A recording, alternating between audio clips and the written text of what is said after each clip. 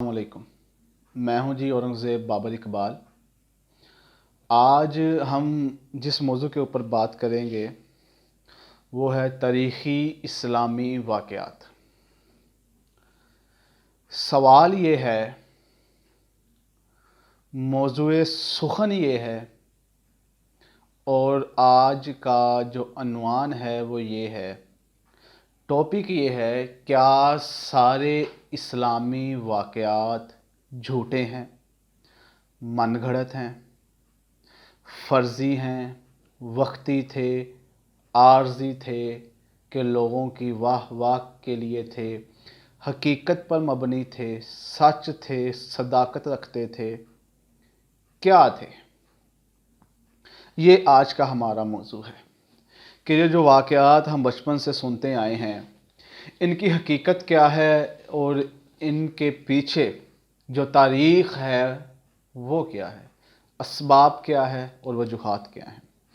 ہم نے سب سے پہلے ایک واقعہ سنا تھا اور سنتے بھی ہیں، حضرت آدم والا، کہ حضرت آدم کو جو فرشتوں نے سجدہ کیا، اللہ نے کہا کہ چلو فرشتوں، اس میرے مٹی کے بندے کو سجدہ کر کے دکھاؤ۔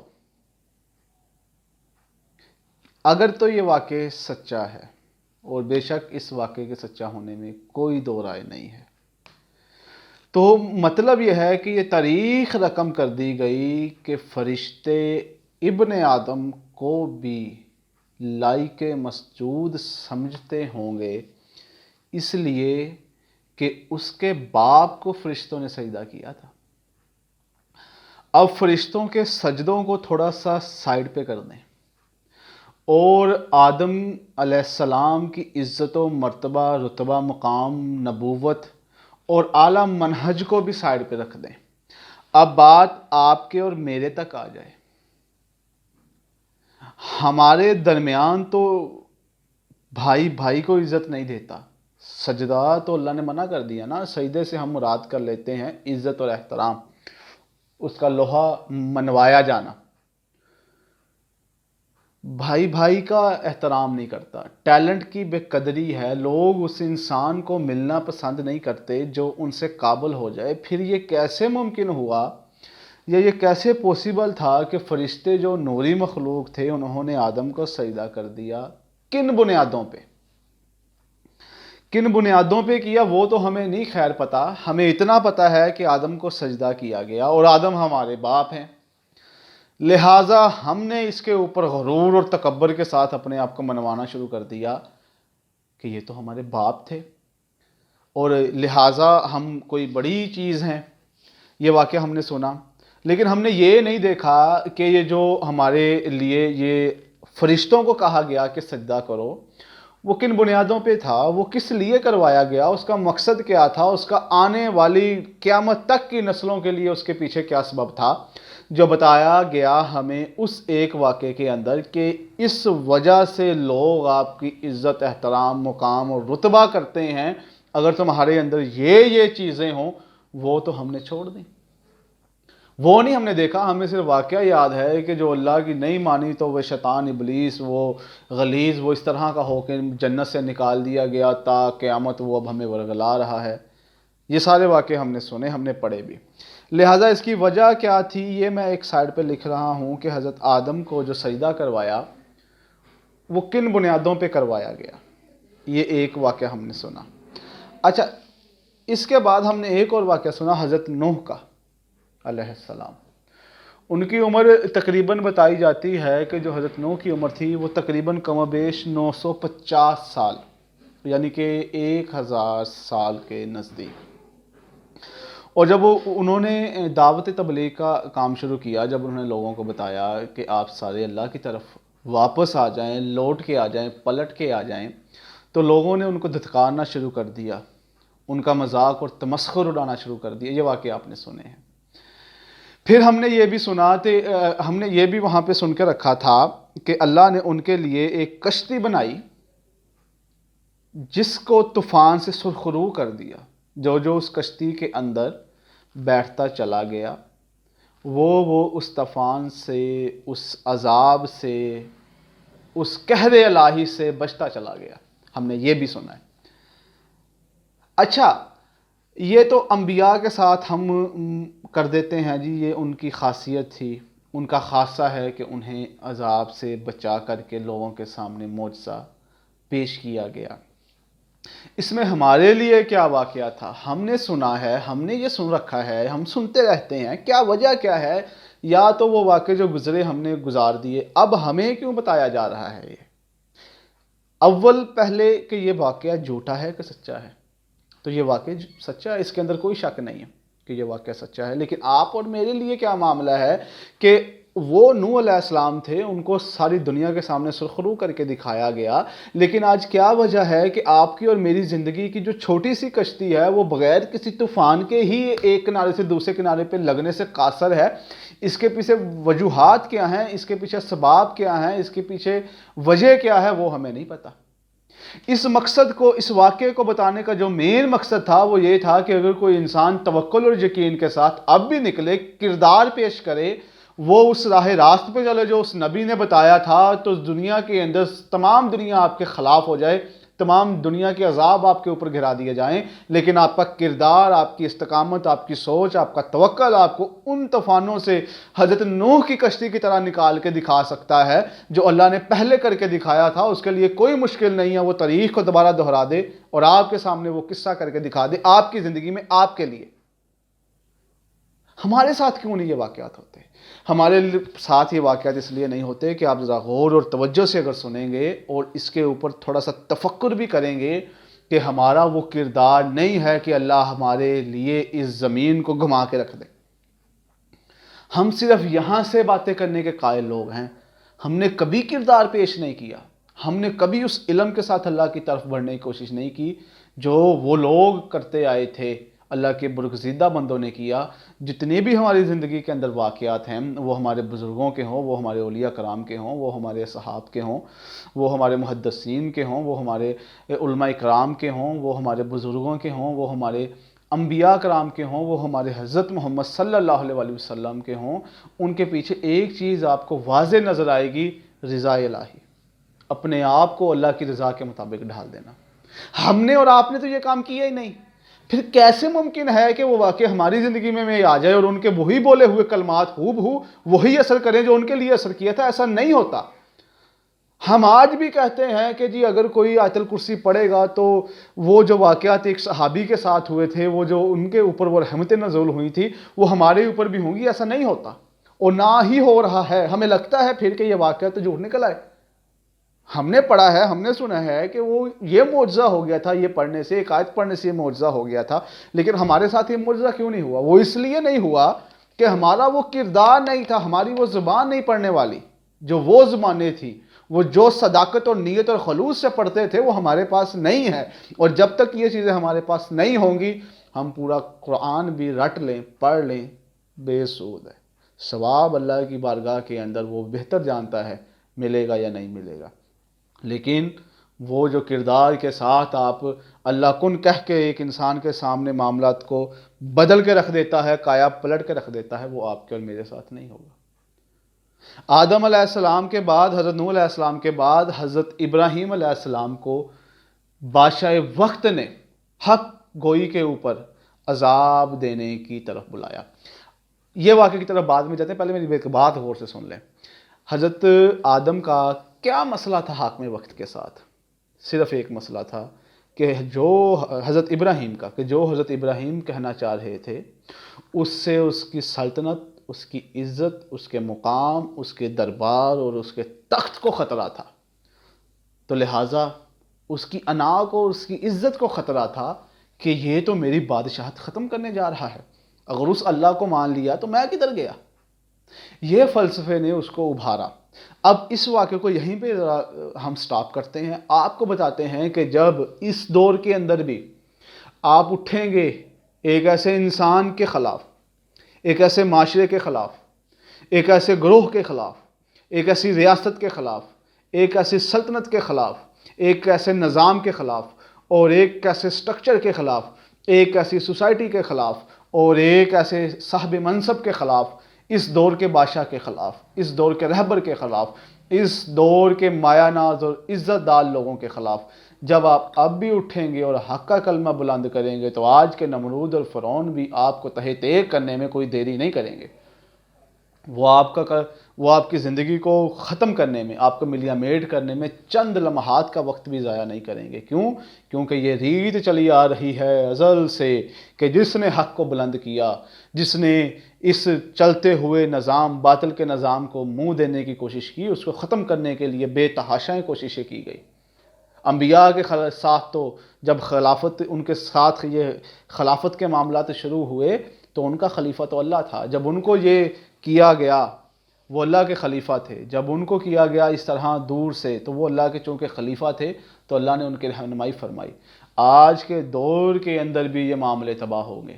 آج بھی جو اٹھے گا، جو اس باطل نظام کے خلاف اپنی آواز بلند کرے گا، جو اس اسٹرکچر کے خلاف اپنی آواز بلند کرے گا، جو ان حکمرانوں کے خلاف اپنی آواز بلند کرے گا، جو ان نام نہاد جو مرضی کہہ لیں انہیں، ان کے خلاف آواز بلند کرے گا، اسے اب بھی وہی سنتے ابراہیمی کی طرح مشکلات سے گزرنا پڑے گا جو ہمارے آباء و اجداد سالہ ہاں سال پہلے گزر چکے ہیں۔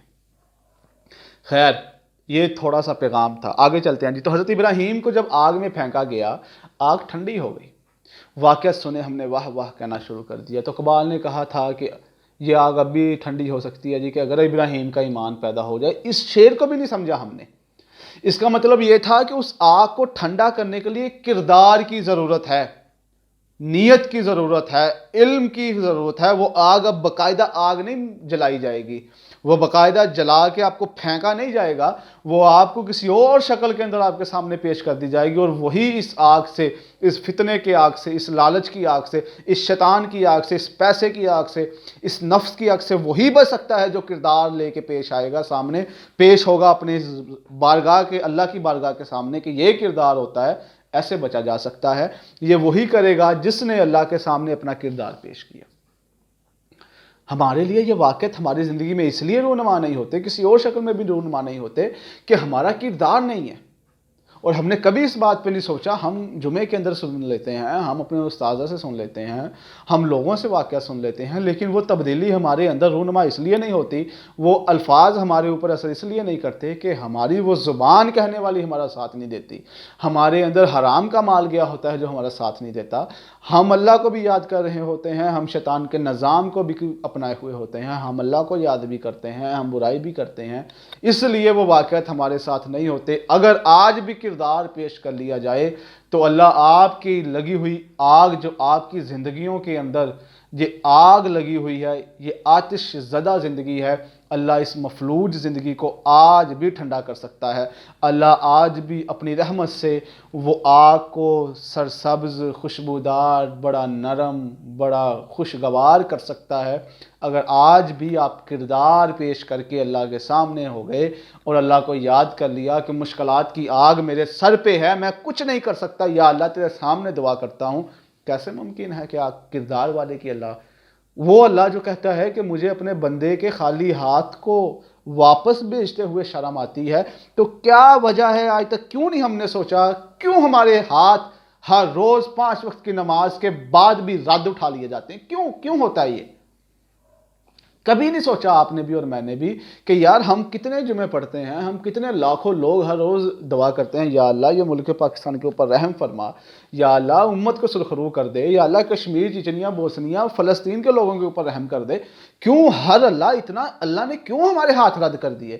وہ آواز، وہ لہجہ، وہ کردار ہمارا نہیں ہے جس سے دعا مانگی جائے اور آپ کے دل سے دعا نکلے اور اللہ اس دعا کو آپ کے دل کے اندر اتار دے اور اللہ آپ کی سوچ کے مطابق سارا کر کے رکھ دے۔ اس کے لیے کردار کی ضرورت ہے، اس کے لیے اخلاص کی ضرورت ہے، اس کے لیے نبی کریم صلی اللہ علیہ وسلم کے راستے پہ چلنے کی ضرورت ہے۔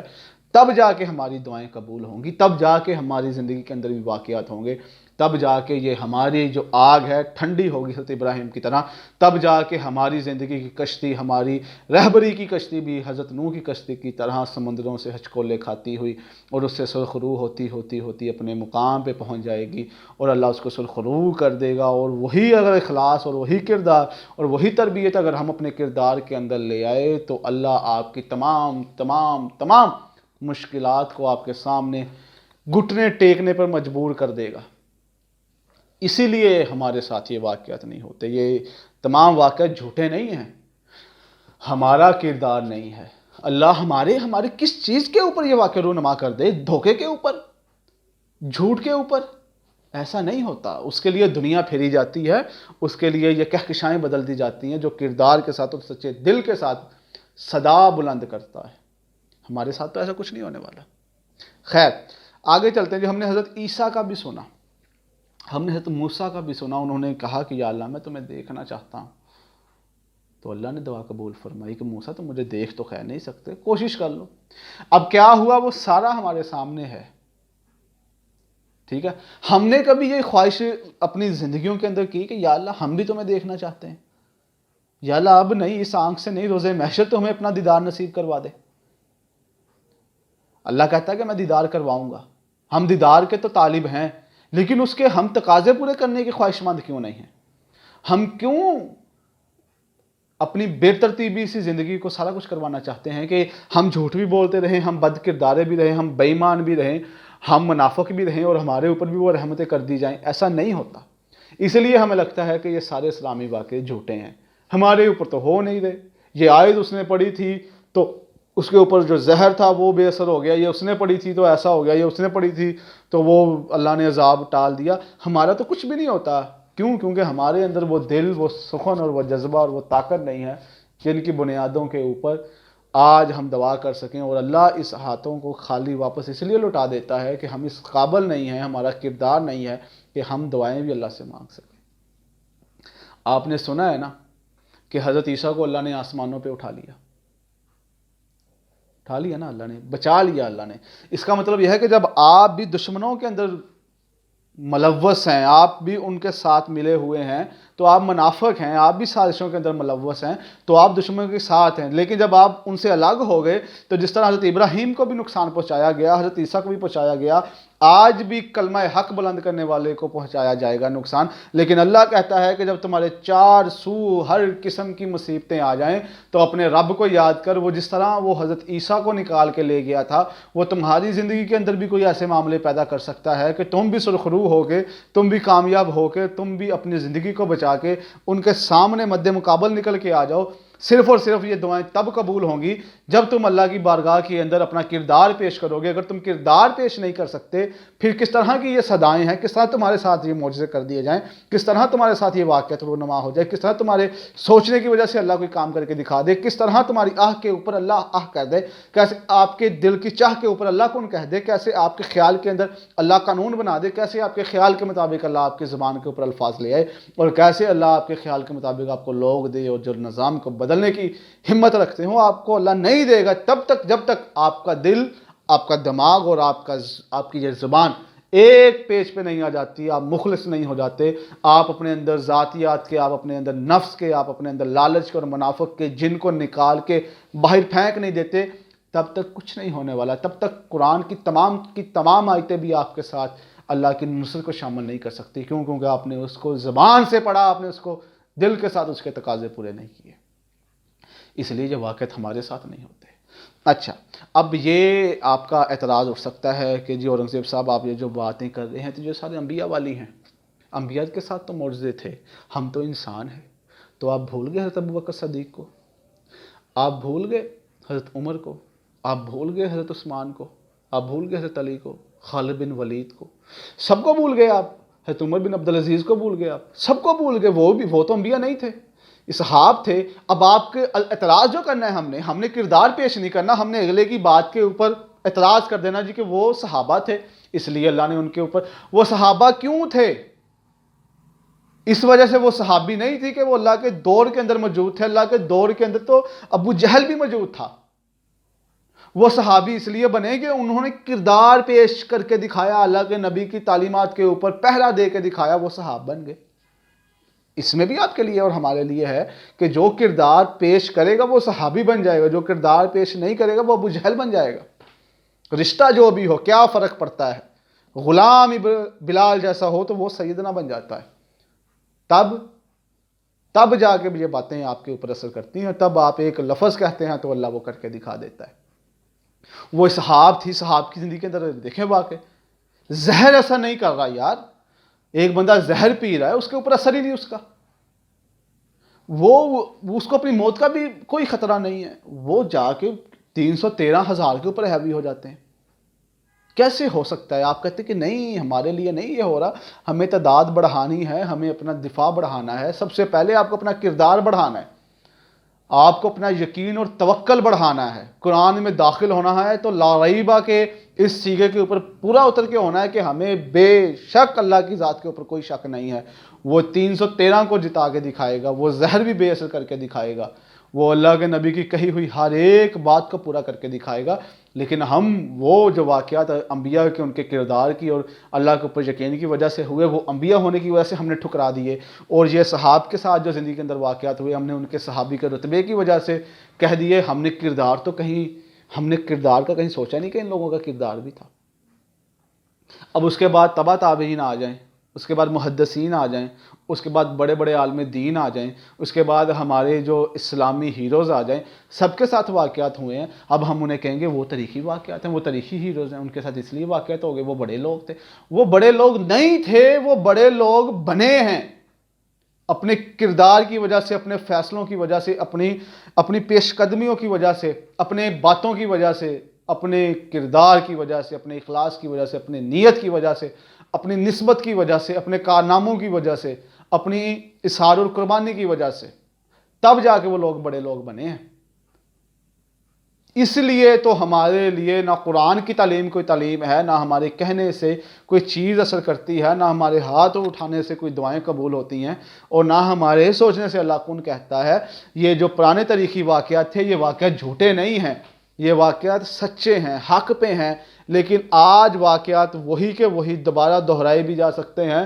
اللہ ان واقعات کی شکل بدل کے بھی آپ کے سامنے پیش کر سکتا ہے. اللہ آپ کی کشتی کو بھی سرخرو کر سکتا ہے. اللہ آپ کے سامنے بھی شیطان کو بھگا سکتا ہے. اللہ آیت الکرسی کر کے آپ کی چیزوں کو بھی محفوظ کر سکتا ہے. اور اللہ آپ کی اٹھی ہوئی ایک دعا سے امت مسلمہ کی تمام برائیوں کو اور تمام کے تمام عذابوں کو ٹال بھی سکتا ہے. لیکن اس کے لیے پیش کریں کہ کن ہاتھوں سے آپ نے اللہ سے دعا مانگی ہے، کن لہجوں سے آپ نے اللہ سے دعا مانگی ہے، کن کرداروں سے آپ نے اللہ سے دعا مانگی ہے، کن ذاتوں کو آپ نے اللہ کے سامنے پیش کیا ہے، کن شخصیات کو اللہ کے سامنے آپ نے پیش کیا ہے، اپنی کس خوبی کو آپ نے اللہ کے سامنے پیش کیا ہے، آپ نے کن مراحل سے گزرتے اللہ کی بارگاہ کے اندر سرخرو ہونے کے لیے اور دعائیں اٹھانے کے لیے کیا کیا آپ نے معاملات کیے ہیں، وہ پیش کریں. پھر ہو سکتا ہے کہ آپ کے ہاتھ اٹھانے کی بھی ضرورت پیش نہ آئے. پھر ہو سکتا ہے کہ آپ کی آہ نکلے اور اللہ اس پہ واہ کہہ کے کام کو سارے کا سارا حل کر دے. واقعات ہمارے اب بھی ہوتے ہیں. ہم اپنے بزرگوں کے، ہم اپنے اولیاء کرام کے واقعات بھی سنتے ہیں. وہ لوگ کون تھے یار؟ وہ لوگ ہم ہی میں سے تھے جو کردار پیش کر کے اعلیٰ منصب اور اعلیٰ رتبے پہ چلے گئے. یہ لوگ قرآنوں کی تفسیریں لکھنے والے کون تھے؟ حدیث لکھنے والے کون تھے؟ دین کا کام اور تبلیغ کرنے والے لوگ کون تھے؟ پوری دنیا کے اندر پھیل جانے والے وہ لوگ کون تھے؟ 3 بڑے آدموں کے اوپر حکمرانی کرنے والے لوگ کون تھے؟ کن کے دلوں کے اللہ نے یہ قرآن کو اتارا تھا؟ انہی کے جنہوں نے کردار پیش کیا. اور صحیح کامیابی، صحیح سرخرو اگر کسی نے ہونا ہے، اور ان واقعات کو جھوٹا کہنے سے پہلے ضرورت یہ ہے کہ خود کا کردار پیش کرو، پھر مانگو اللہ سے. اور اللہ اگر کر کے نہ دکھائے تو پھر تو آپ کا گلہ بنتا ہے. بے ایمانی کے ساتھ، نظام بد کو اپنا کے، اس سسٹم کے اندر رہ کے، جھوٹ بول کے، منافقت پنا کر کے، کم علم کے ذریعے آپ کس طرح یہ کہہ سکتے ہیں کہ جی کہ ہمارے ساتھ وہ واقعات نہیں ہو رہے، لہٰذا پہلے واقعات جھوٹے ہیں سارے.